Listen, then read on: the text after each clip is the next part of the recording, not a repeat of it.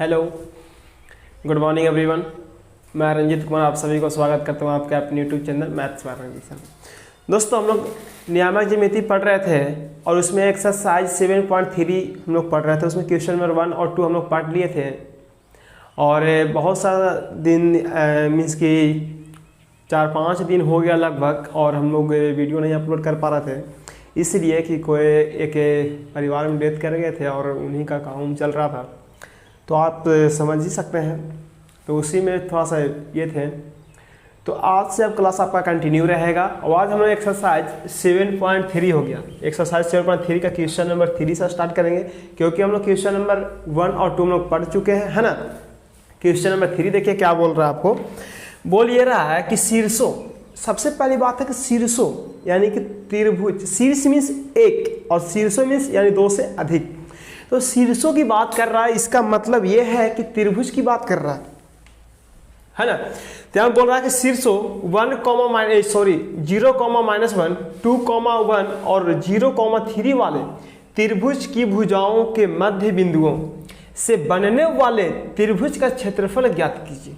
ठीक है, इस क्षेत्रफल का दिए हुए त्रिभुज के क्षेत्रफल के साथ अनुपात ज्ञात कीजिए। आपको नहीं समझ में आएगा। सबसे पहले बोल रहा है कि ये एक त्रिभुज का शीर्ष है। एक हम लोग क्या करते हैं, त्रिभुज बना लेते हैं। आप ऐसे सिंपल तरीका से भी त्रिभुज बना सकते हैं या फिर चतुर्थांश की सहायता से भी आप त्रिभुज बना सकते हैं। ये हो गया 0, -1 और इसका क्या है 2, 1 और ये हो गया 0, 3, है ना। आप क्या देखिए, इसका नाम हम देते हैं P, Q और क्या हो गया R। ठीक है, अब देखिए कह रहा कि इसका मध्य बिंदु, मध्य मीन्स क्या होता है बीच में। चलिए, इसका बीच में एक बिंदु ये हो गया, इसका बीच में ये हो गया और इसका बीच में ये हो गया। इसका मतलब है D, इसका नाम E और इसका नाम F। अगर इसको इस तरह से मिला दें ऐसे और इसको इस तरह से मिला दें, इसको इस तरह से मिला दें, तो क्या एक त्रिभुज का निर्माण हो गया। यानी कि DEF क्या हो गया, त्रिभुज हो गया। मेरा पहले से त्रिभुज क्या था, PQR था, लेकिन सभी ये तीनों भुजा है, एक भुजा दूसरी और ये तीसरी भुजा है। ठीक है, ये तीनों का मध्य बिंदु है। तो तीनों देखिए, इसका मध्य बिंदु ये हो गया, इसका मध्य बिंदु ये हो गया और इसका मध्य बिंदु ये हो गया। अगर जो तीनों का मध्य बिंदु का हम लोग मिलाएं तो एक त्रिभुज का निर्माण हो गया। तो वही बोल रहा कि भुजाओं के मध्य बिंदु से बनने वाले त्रिभुज का क्षेत्रफल ज्ञात कीजिए। अब सबसे पहली बात है कि DEF का क्षेत्रफल निकालना है, तो इसका निर्देशांक भी हमको पता होना चाहिए। आप फॉर्मूला याद किए थे क्या, अगर जो दो बिंदुओं के बीच की दूरी यानी कि मध्य बिंदु हो तो मध्य बिंदु का निर्देशांक बराबर क्या होता है। देखिए यहाँ पर लिखेंगे रेखाखंड। क्या लिखेंगे, रेखाखंड किसका, PQ का मध्य बिंदु मध्य बिंदु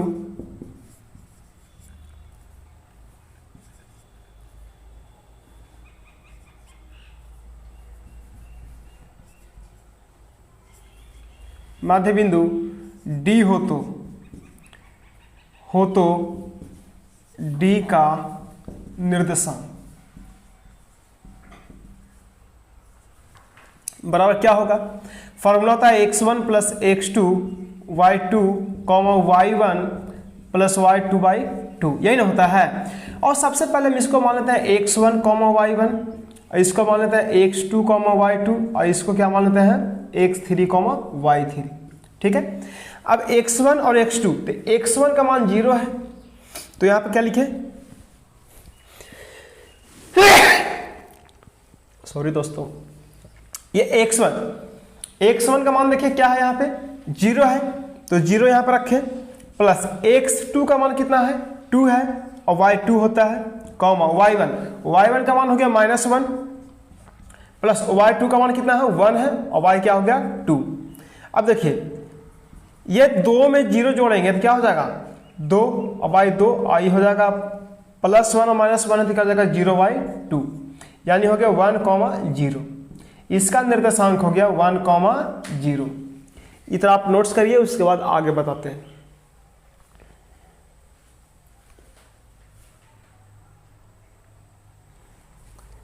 ये आप नोट्स कर लिए होंगे।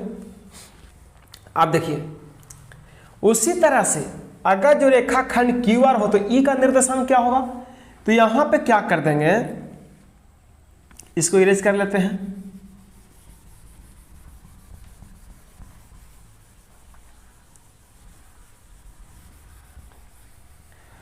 अब लिखेंगे यदि क्यू आर का मध्य, किसका, क्यू आर का मध्य बिंदु डी हो तो डी तो नहीं है, क्या है, ई है, तो यहां पे क्या लिखेंगे, ई हो तो ई का निर्देशांक, किसका, ई का निर्देशांक बराबर क्या होगा, तो फॉर्मूला एक्चुअली होता है x1 प्लस x2, लेकिन यहां इसको हम x2 माने, इसको क्या माने हैं, x3 माने हैं, यानी कि लिखेंगे x2 plus x3y2 comma y2 plus y3y2, यही ना होगा। अब देखिए x2 का मान कितना है, 2 है, प्लस x3 का मान कितना है, 0, y2 हो गया, कॉमा y2 का मान कितना है, 1 है, और प्लस इसका कितना है, y3 का मान कितना है, 3, और y क्या हो गया, 2। अब देखिए 2 में 0 जोड़ने क्या हो गया, 2 होगा, और y2 कॉमा 3 में कितना होगा, 4y2, यानी कि इसका हो गया, ये 2 से 2 कटा, ये 2 मरतबा कटेगा, यानी कि हो गया 1,2। ये इसका निर्देशांक हो गया 1,2, किसका, ई का। इसको आप नोट्स करिए।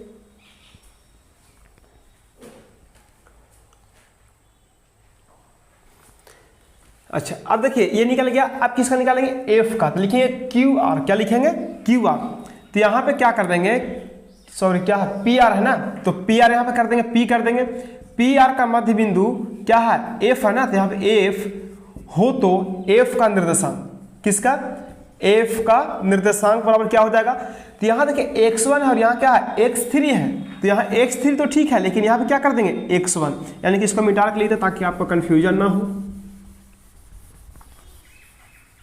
देखिए x1 plus x3y2 comma y1 plus y3y2, यही ना। अब देखिए x1, तो x1 का मान कितना है, 0, प्लस x3 का मान कितना है, 0, y2 कॉमा y1, तो y1 का मान कितना है, -1, प्लस y3 का मान कितना है, 3, और y2।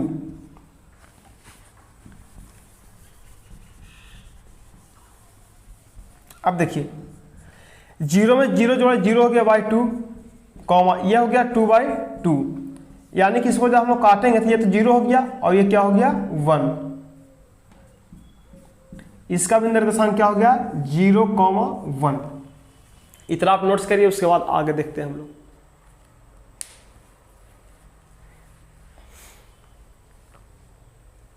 चलिए इतना आप लिख लेंगे। अच्छा ये तो निकल गया। सबसे पहले हम लोग क्या कर रहा था कि मध्य बिंदुओं से बनने वाले त्रिभुज का क्षेत्रफल ज्ञात कीजिए। तो आप देखिए ये हम सारा ये क्वेश्चन भी मिटा देते हैं और इसका क्षेत्रफल निकालना है, यानी कि DEF का। उसके बाद निकालना है PR का। किसका निकालना है, PR का। तो ये दोनों का क्षेत्रफल निकाल देंगे और निकालने के बाद दोनों का अनुपात में कह रहा है, तो नीचे तो जगह बहुत कम है, तो अगर जो ऊपर में ना मिटा देंगे तो बार बार ये करना पड़ेगा। इसीलिए क्या करते हैं, ऊपर में मिटा देते हैं क्वेश्चन। अब क्वेश्चन तो आप देख ही लिए हैं।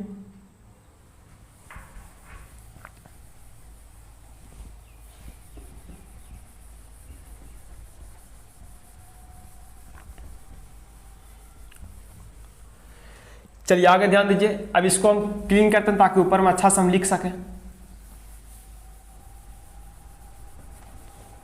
सबसे पहले दोनों त्रिभुज का क्या करना है, क्षेत्रफल निकाल देना है। और क्षेत्रफल निकालने के बाद हम लोगों को क्या करना है, अनुपात में कर देना है। क्या कर देना है, अनुपात में। तो अनुपात बराबर क्या होगा वो बताएंगे। पहले हम लोग त्रिभुज का क्षेत्रफल तो निकाल लें।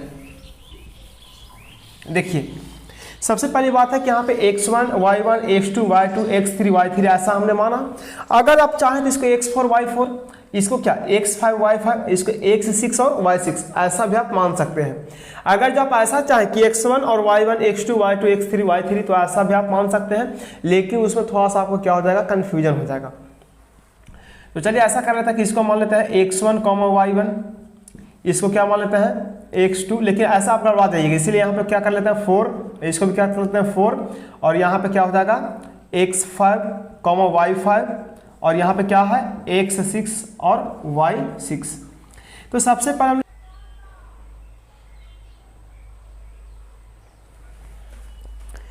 देखिए अब सबसे पहले हम लोग को करना ये होगा कि त्रिभुज पी क्यू आर दिया हुआ था, इसका मध्य बिंदु का हम लोग निर्देशांक निकाल दिए। अब यहाँ पे त्रिभुज डी ई एफ का क्षेत्रफल निकालेंगे। त्रिभुज डी ई एफ का क्षेत्रफल, तो फॉर्मूला एक्चुअली में क्या होता है क्षेत्रफल का, 1/2 into x1 into y2 minus y3 plus x2, क्या होता है x2 into y3 minus y1 plus x3 into y1 minus y2।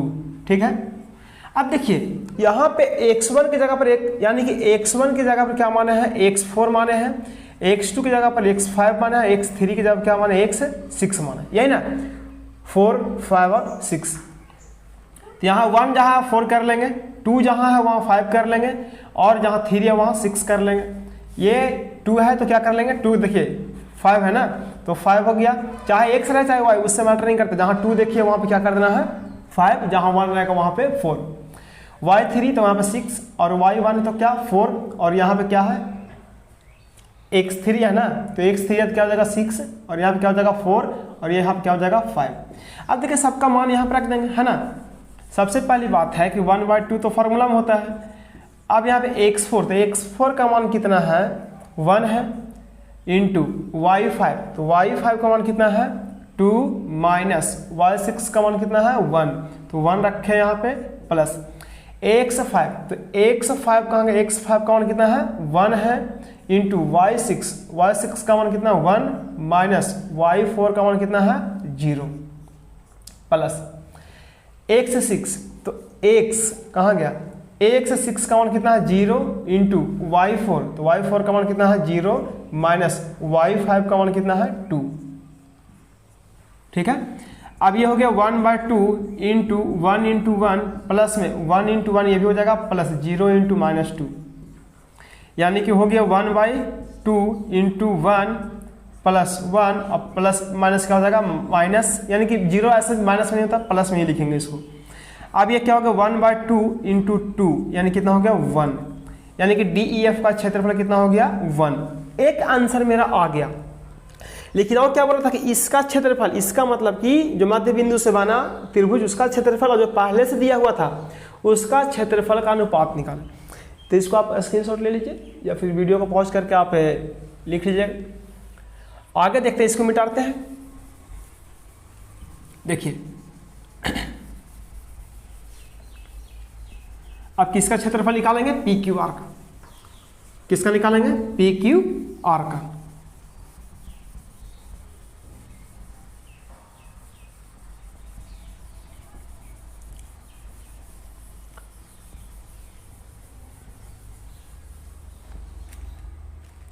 देखिए यहाँ आप लिखेंगे पी क्यू आर का, तो इसका फॉर्मूला क्या था 1/2 into x1 minus y2 minus y3 plus x2 into y3 minus y1 plus x3 into y1 minus y2, ये नहीं होता है।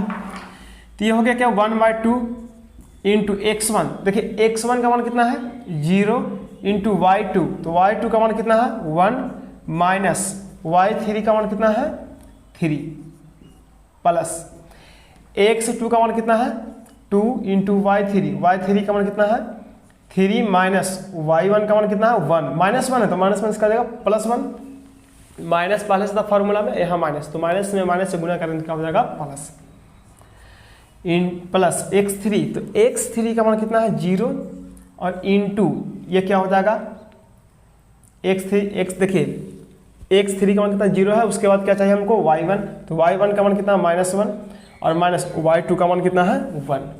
ठीक है, फिर से एक बार मिला, अगर जो जैसे आपको कन्फ्यूजन लगे तो एक बार फिर से मिला सकते हैं। जैसे x1 का मान कितना है 0, y2, तो y2 का मान कितना है 1 और माइनस y3 का मान कितना है 3। ठीक है, प्लस x2, तो x2 का मान कितना है 2 है और y3 का मान कितना है 1 है, और यहाँ पे क्या हो जाएगा ये -1 है ना।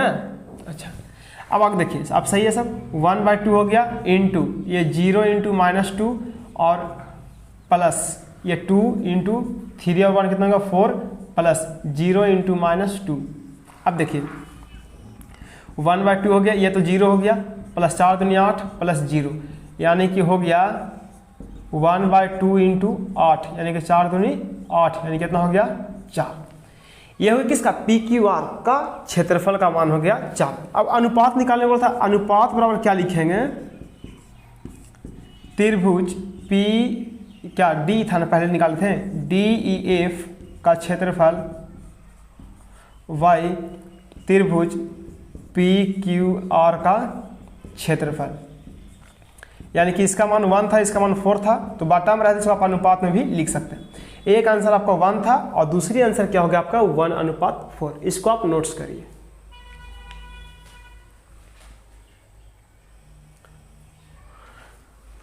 तो दोस्तों इसको आप नोट्स कर लेंगे। आज क्वेश्चन नंबर 1 वीडियो में एक ही बनाते हैं, क्योंकि थोड़ा सा क्वेश्चन लंबा था, और अगर जो 2 क्वेश्चन हम कर देंगे तो बहुत ज़्यादा लंबा हो जाएगा।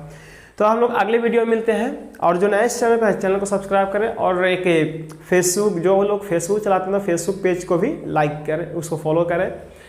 Thank you.